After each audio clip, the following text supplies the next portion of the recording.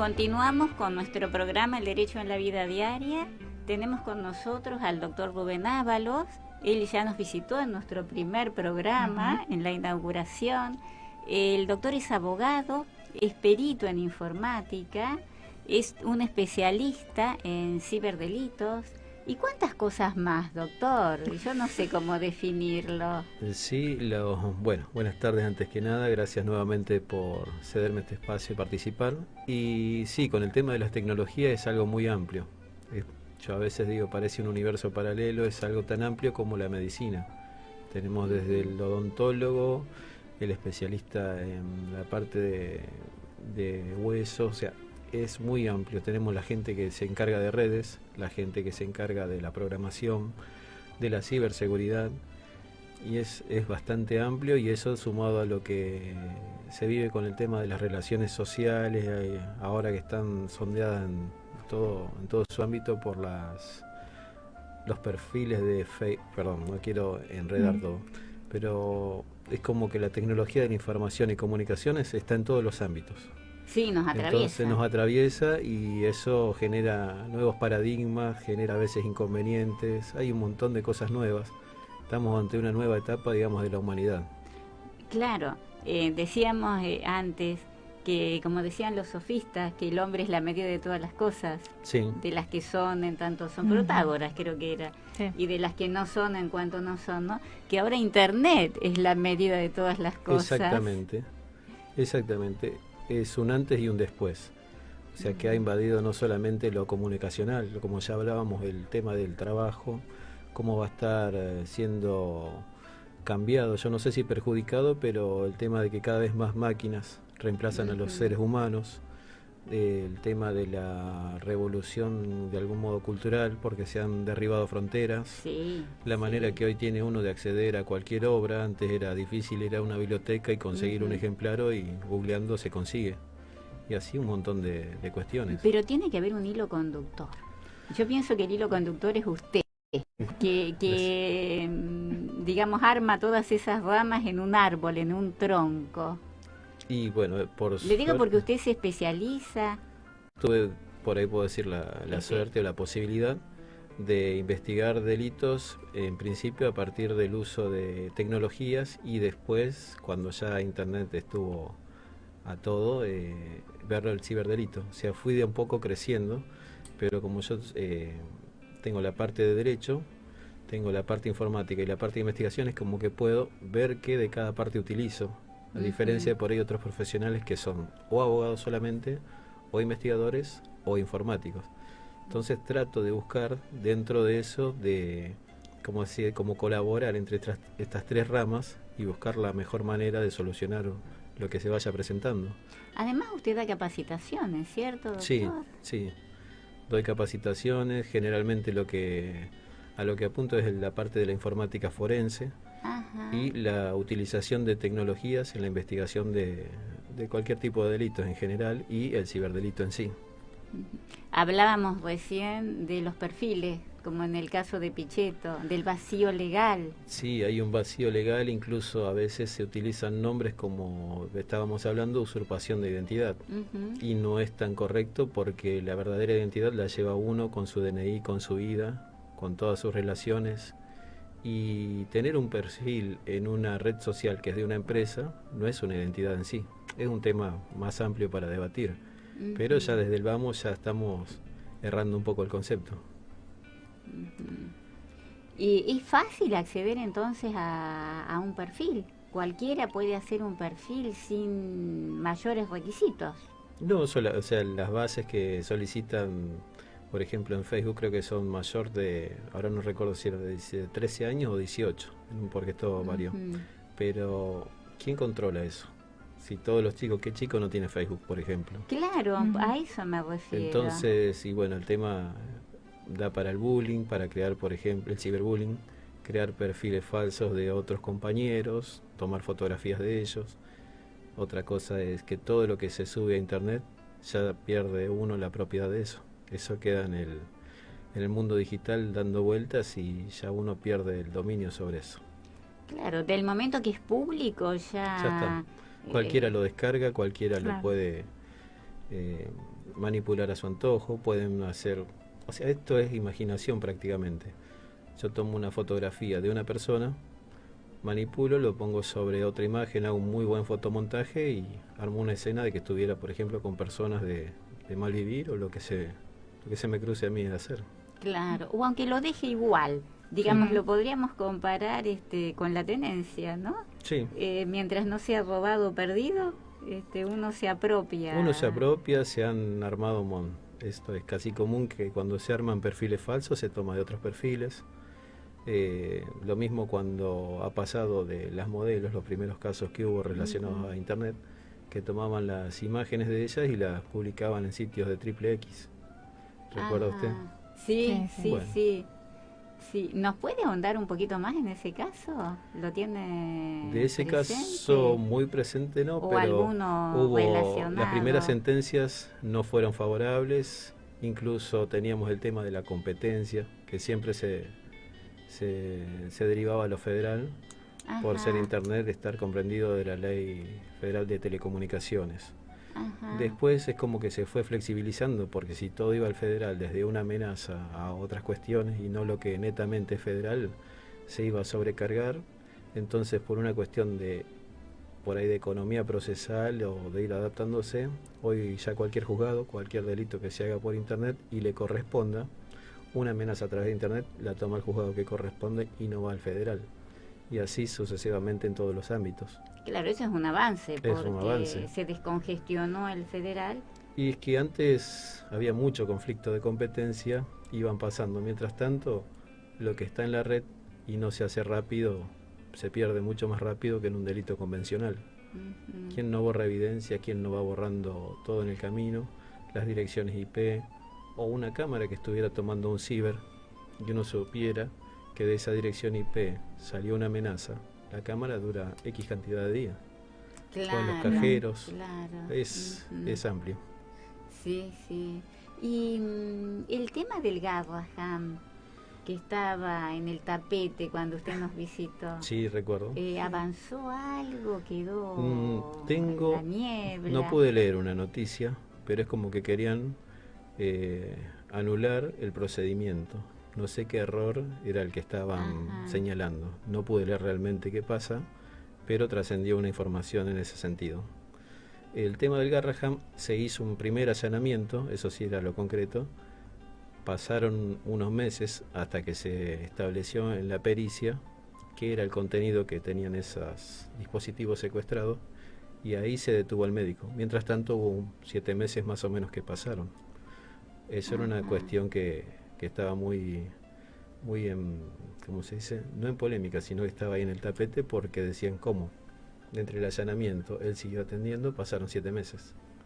Claro, como de una desprolijidad, por decirlo suavemente, ¿no? Pero, claro, por otro lado, el tema de las pericias, no hay mucho, ¿cómo te puedo decir? Mucho laboratorio, y cada vez son más. Prácticamente todo pasa por ahí. Desde la investigación de un homicidio que se lleva al celular de una víctima o de un imputado, hasta el delito netamente que es del ámbito del ciberdelito. Todo pasa por un laboratorio de informática forense. Se saturan y no hay posibilidad a veces de hacerlo en menor tiempo. Claro, y ahí había un manual, ¿puede ser? ¿Un manual de...? No, en una del médico de Brasil, en otro? Que no fue mucho antes de eso, habrá sido unos 45 o 60 días, se secuestró un manual para pedófilos. ¿En Brasil en fue Brasil eso? Fue eso. Un ¿Y médico tenía también. relación o la relación era que eran médicos los dos? Y ahí no sabría decir, porque la investigación está desde una red internacional, o sea que venía bajando de España, creo. Hay que ver las ramificaciones que había en Sudamérica. Una noticia que comentamos antes es un youtuber en España. Parece que España es más estricta en este tipo de cosas, ¿no? Y bueno, ellos están con el tema de la Comunidad Económica Europea. Claro. Ellos ya vienen avanzando desde muchísimo con el tema. No, así el año pasado el tema de los datos personales, que sacaron el Reglamento General de Protección de Datos Personales. O sea, tomaron conciencia de la información personal y del valor actual de la información. que la información hoy vale más que el petróleo, estábamos Sí, diciendo, sí. sí, y volvemos a lo que dijo Lord Bacon, ¿no? El conocimiento es poder, Exactamente. ya en el siglo XVI, ¿no? Sí, Ujú. exacto. Hoy ya, bueno, algo que ya se venía, la información es poder. Sí, sí, sí, sí, el conocimiento es una escala superior, es la Exactamente, información elaborada, tal cual. dirigida. Lo que comentábamos del youtuber, es un youtuber que viralizó un video. Que le había puesto pasta dental, Sí, sí, sí sí, recuerdo que sí. fue sancionado por eso. Fue sancionado, Sí, le tuvo que pagar 20.000 euros al indigente. sí, Creo que fue que Sí, no no, puede no puedo publicar más utilizar en la redes sociales durante plataforma. determinado tiempo. Sí, sí, se le bueno, bajó la cuenta también. sí, sí, sí, había escuchado, es algo ejemplar. Y bueno, por ahí hay que ver, digamos, cómo viene desarrollándose en esta sociedad el derecho en general. Claro, no solamente el derecho Nosotros como informático. sociedad nos cuesta, a veces ante el menor avance que se intenta hacer, enseguida se sale a criticarlo sin ni siquiera leer una línea de un proyecto, de una ley. Claro. Desgraciadamente tenemos la polémica en la sangre y no nos deja avanzar Ujú. y sentarnos realmente a hacer algo serio. Claro, como lo que comentábamos del perfil trucho, Sí, el perfil que sí, es complicado y es lo que se viene ahora con el tema de los scratches, con un montón de, no solo el perfil, sino las falsas informaciones que circulan en también, redes. falsa información, mencionamos la condena a la Nata Sí, y a Ujú, por la fake Guiñazqui, news. Sí. sí, por lo que habían este, dicho de una persona que era relacionada al de narcotráfico. Jaguar, Jaguar, sí, Sí, sí. sí, sí, sí, sí, que fue en el 2013. 2013, Ujú. O sea, estamos en el 2019, llevó 6 años. 6 años, Sí. pero... Y habíamos mencionado también la comunicación de la ONU, Sí, de declarar a Internet como un derecho humano, o sea, sí, como algo esencial, un derecho sí, humano. sí, sí, es Es, así. Y yo creo que eso va a ser viable porque es como decir, el que no está en internet o que no quiera o no, no es como que no existiera. Entonces hay claro, que buscar la manera dentro de esta herramienta, porque es una herramienta, no es ni para bien ni para mal, como algunos piensan. claro, Uno le va dando la forma. y justamente hablan del principio de neutralidad de Internet. Complicado. O sea, Ujú. sí, sí, porque depende de los humanos, Sí, digamos, cómo usamos, si somos neutrales o no. exacto. ¿Qué Eh, potencia va a querer ceder algo en ese sentido? es Es difícil, difícil. es difícil. Y como usted dijo, las relaciones sociales están atravesadas. Además, sí, eh, a nivel, ahora vamos por eso, pero a nivel internet, potencias, el dinero que mueve, que genera todos estos movimientos, o sea, los movimientos sociales están, pero generalmente hay un interés económico muchas Ujú. veces por detrás que hace ciertos movimientos sociales. Acá tenemos, por ejemplo, un caso que no está tan alejado, el caso de Huawei, Estados Unidos, que prohibían los ajá. Huawei supuestamente, puede ser como no, había espionaje hacia las personas que tenían esos dispositivos, por Huawei es los chino, chinos. Sí. ¿cierto? ¿Y Por- quién lo...? el presidente estadounidense había prohibido que Mm. esas marcas se comercialicen en el territorio por Ujú. tildarlas de espionaje. Pero a Ajá. su vez tenemos que está llegando la tecnología 5G. Sí, ¿Y eso... quién era el que venía a la vanguardia? Con la gran posibilidad de tener no sé si el monopolio, pero el mayor poder, Huawei. Ujú. Entonces Ah, uno si empieza a mirar un poquito más a la distancia ve que no sé si sería o no el espionaje, pero podría ser una manera de bloquear un avance económico sin necesariamente decir que era por eso. O sea, acá ya claro, entran sí, las relaciones sí. internacionales y todo lo que ello conlleva. Antiguamente se armaban complots entre reyes y demás. Ujú. Bueno, habrá cambiado en algo, pero no creo Sí. que en mucho. El típico estilo del príncipe de Maquiavelo, de Exactamente, Catalina de Medici, ¿no? exacto. Entonces hay cosas que por ahí no vamos a tener toda digamos, la visión tan clara, pero hacen a que el poder maneje todas estas cuestiones. Y hoy Internet es algo muy poderoso al punto de que ya están los ciberejércitos, están los cibersoldados o ciberguerreros, están los ataques, está la ciberguerra, y Estados Unidos armó una nueva arma, como se dice, tenían la marina, tenían la aviación, el ejército, y armó el quinto elemento, que es para la ciberguerra. Como la película, el como quinto elemento. como la película. Exactamente. Claro, como agua, tierra, Agua, tierra, fuego y Fuego y aire. ahora, Y tenemos claro, el quinto, el éter, dicen el los éter, chinos, que el es éter. el quinto elemento. Claro, Estados Unidos tiene agua, tierra, aire, espacio y ciberespacio. Claro, bien, bien completo. ¿Y China? China, Mm. la capacidad que tienen en general y el conocimiento y están muy muy avanzados y ahora están en la escalada esta de competencia por un lado por las redes de Ajá. comunicación y las computadoras cuánticas y todos los superprocesadores. A Ujú. ver quién va teniendo la más avanzada. Claro, con el... Anteriormente la tenía China hasta no hace un año y unos meses después sacó Estados Unidos la más poderosa, pero así está la competencia. Con todo esto del quark, ¿no? De la física, el Exacto. elemento de la física cuántica. Sí. Y China lo que tiene es que son muchos. O sea, hay mucha mano de obra. Sí. Que son, en población, son muchos más. Sí, son muchos más y tenemos por delante todo un nuevo, ¿cómo puedo decir? Nuevo escenario que está obviamente totalmente influido por el tema de las comunicaciones estas de internet. China incluso, yo no sé si había comentado, tiene un escudo con el que todas lo internet lo manejan puertas adentro. Ellos no Ajá. permiten ni el egreso ni el ingreso. Es muy Es controlado todo. cerrado. Es cerrado. Es como un feudo, como El si escudo, tuviéramos la época feudal. ellos no ¿No? tienen Facebook, ellos tienen la red, ahora no me acuerdo cómo se llama, pero todo lo Guay. Weibo, no sé cómo Algo. era, algo así. Y ellos todo similar. Así como está el WhatsApp en Occidente, ellos tienen su red de comunicaciones de mensajería. Así como está Facebook, tienen otra red. Así como Ajá. está Instagram, tienen otra red Pero interno. interna y tienen un alto control sobre las redes. No digo que sea Ujú. el totalmente invasivo, pero el control está. Es Claro. evidente, incluso Estados Unidos tampoco se queda detrás. Cuando decían que en los aeropuertos pedían el tema de que le dejen ver y accedan al perfil de uno cuando ingresa a Estados Sí. Unidos. Ajá. Entonces, de los dos lados están. No es una Claro. cuestión de ideología, sino es de quién tiene el mayor poder sobre eso.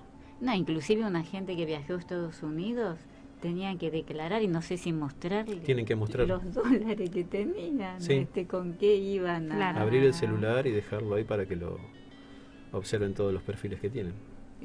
bien, bien abierto para el de Ujú. afuera, Sí, ¿no? ¿Y Rusia cómo está en este tema? Y Que Rusia- tanto como que es el enemigo ancestral de Estados y Unidos. no, y ellos están alineados con China. Obviamente que dentro de la diplomacia somos todos amigos, pero Claro. van por la línea de China. Y están, digamos, desviando para Irán, para todos los musulmanes, con la parte nuclear, ¿no? Y son cosas que se presumen, nunca se pueden confirmar a ciencia cierta, pero sí ya hubo ataques, hubo ciberataques de Estados Unidos, se supone Estados Unidos e Israel a Irán, a Natanz, la central nuclear de Natanz, que había dejado sin uranio a Irán en el año 2008, que un virus, un malware, que aprovechando vulnerabilidades Zero Day, se fue metiendo dentro de las instalaciones al punto de que ya el uranio no se procesaba como debía procesarse, fue un uranio muy malo de baja calidad, inutilizado y encima también un número de máquinas que fueron dañadas, de computadoras. ¿Y puede ser que tengan la mira en el uranio argentino, que se dice que está en Capilla del Monte? Y como poder yo creería que sí, si apuntan a todo lo que sea El no famoso tener el- Uritorco, que lo Sí. están rodeando de ese halo de ovnis, de misterio, cuando yo creo que es privado, que pertenece a una empresa privada y que tenían interés o lo están haciendo, no sé, en explotar el uranio que hay en esa zona. Yo no descarto Eso es lo que me han las dicho. posibilidades porque a veces algo puede que sea cierto, algo que no, pero que existen posibilidades, existen porque en las cuestiones de poder sabemos que tener el uranio, el agua, El agua litio, principalmente. ahora creo que en claro. Chile había un problema con el litio, que el litio tenían la mayor porción ellos en Chile y veían cómo iba a ser eso para la relación con el resto del mundo, algo así había leído. Fue muy por encima, pero veo que cada vez las potencias buscan dónde están todos estos elementos que son necesarios. Y a nivel local, ¿había una red de explotadores peruanos, puede ser, a través de las redes? No, ¿No hubo un caso? hubo el caso del Ángel Guardián. El Ángel Guardián que fue o sea, Ángel Guardián se llamó la operación. En el año 2017 creo que fue, de Perú había contactado, creo que unas 94 chicas de Argentina. 90 o 94. ¿Las contactaron desde Perú acá? En realidad ya las tenía como víctimas. Se contactó muchísimas más. Y en Rosario había 12. O sea, 12 acá en Rosario. 12 en Rosario. Sí. Argentinas. Argentina, Rosario, acá en la ciudad. Y bueno, como hace el groomer, fingiendo un perfil de un menor muy atractivo, con un muy entrador, como se dice en la jerga, entonces empieza a ganarse la confianza hasta que puede lograr el objetivo, que el primer objetivo y principal es que la chica o el chico se desnuden, sea por una foto, sea por un video, y ahí ya empieza la extorsión. Tengo todos tus contactos, le voy a mandar esta foto a tu mamá, a tu hermana, a tu primo, a tu papá, y si no me das más fotos o lo que yo te pido, seguimos. Y ahí empieza ese juego. Y obviamente daña psíquicamente a la persona y a la menor o al menor. Y se detectó por Facebook, si no me equivoco, porque Facebook mediante algoritmo detecta cuando se suben o bajan imágenes de contenido sexual explícito y de menores. ¿Pero eso lo empezó a hacer a partir de esto o ya No, ya Facebook ya venía avanzando. Entonces detectó ese tráfico y fue informando. Desde NSMEC informan a las fiscalías que centralizan todo en cada país. Acá llegó a Buenos Aires, Fiscalía del doctor Asolín, y él, de acuerdo a las direcciones IP, va enviando a las provincias que corresponden. Si la IP corresponde a Santa Fe, Santa Fe, y de ahí que vean si es Rosario o qué localidad. Y así con todas las provincias. Y se armó un operativo que fue intervenciones simultáneas en todo el país, creo. Pero sí, lo que pasó era lo sabido desgraciadamente. Las chicas habían borrado su perfil, algunas que otras habrían denunciado al perfil agresor, que tampoco sirve porque va a crear otro nuevo, o va a agregar, los contactos los va a seguir teniendo, puede engañar como que alguien le hackeó, entre comillas, su Facebook y vuelve a recuperar sus amistades, menos esa. Y a esa quizás la aborde con otro.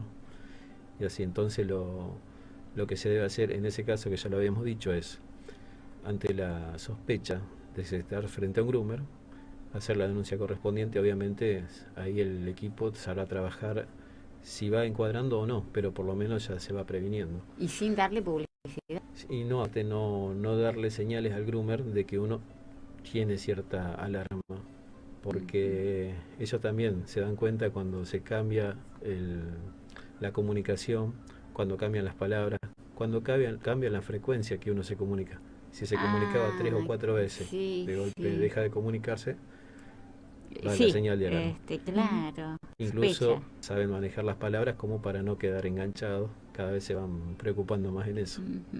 Sí, toda una especialidad. Sí. Aparte entre ellos colaboran, se pasan tips, vamos a decir, y como decíamos, estaba el manual del pedófilo. Claro, hasta un manual, hasta llegaron a plasmarlo. Llegaron, a enseñarse entre ellos cómo abordar a los chicos. Claro. Ojalá esa unión la tuviéramos en otros ámbitos, ¿no? Sería muy positivo. Sería muy positivo. Hay el anteproyecto de Código Penal establece una penalidad para la usurpación de identidad. El anteproyecto, hay que ver si se trata. Y ya hubo 8 proyectos que trataron de incluir esa figura y ninguno prosperó. Anteriores a este anteproyecto de Código Penal. Sí, hay por ahí, más allá de que sean los proyectos sobre esta temática, en general uno se entera, o la comunidad se entera cuando ya están listos, ya están o votados o desechados. Y estaría bueno alguna manera de que la gente sepa, participe, sobre todo los especialistas reales que están en el terreno, en el campo, y ven la realidad en directo, más allá de un tecnócrata que por ahí puede interpretar a través de lo que leyó o que alguien le dijo, perdón, y quizás no sea la persona que más conoce. Entonces es como, depende del asesor que tengan el proyecto que salga. Claro, no es cuestión de tocar de oído y que cualquiera que se desgraciadamente crea con pasa derecho. muchas veces que uno ve proyectos de ley y se queda pasmado, que poco conocimiento tiene y quiere abordar una temática que requiere un poco más de trabajo en el tema. Y se aprueban muchas Y se aprueban. veces. Y se aprueban. Tenemos sí. un caso que no vamos a mencionar acá en la provincia. Doctor Ábalos, le agradecemos su participación en el programa. Siempre un gusto tenerlo. Igualmente, doctora. Porque siempre nos toca temas de esto, que como dijimos la primera vez es el éter, ¿no? El quinto elemento, lo invisible. Sí, aparte uno comienza con un tema, relaciona con otro, se pasa de lo forense a lo de cibercrimen, a inteligencia, y es muy amplio. Es como un vaso sin fondo. Y es transversal a todo. Claro. Sobre todo. Claro que sí. Todas las relaciones están hoy segmentadas por este fenómeno. Y más con este proyecto. Yo pienso que van a adherir los integrantes de Naciones Unidas a que sea declarado un derecho humano. Porque ya en la práctica existe, ya lo es. Sí. Digamos que primero tenemos los usos y costumbres y después tenemos la ley que regula eso que se da en la práctica. Que adecúa, claro. Como pasó con el matrimonio igualitario, con tantas otras cosas. Sí, es un tema amplísimo. La vez pasada, no sé si recuerda que hubo un apagón. ¿Qué pasa si se nos corta la fibra que nos provee de internet a Argentina? ¿Qué pasa? ¿Qué pasa? No hay respuesta, por eso yo le volví a repetir la pregunta. Volvemos ¿Qué pasa? a mirarnos, a hablar con el vecino, con el amigo, a sentarnos a tomar mate. ¿Qué pasa? El interrogante eterno, ¿no? Como el de la película que termina que se apagó el mundo y prende el encendedor. Exacto. No me acuerdo cómo se llamaba. Recuerdo, no me acuerdo el título, pero me acuerdo el final. Le agradezco una vez más su participación, doctor. Nosotros nos despedimos hasta el próximo viernes con otra edición del Derecho en la Vida Diaria de 14 a 16 horas por FM 92.7 del dial, y les dejamos el último tema musical. Buenas tardes.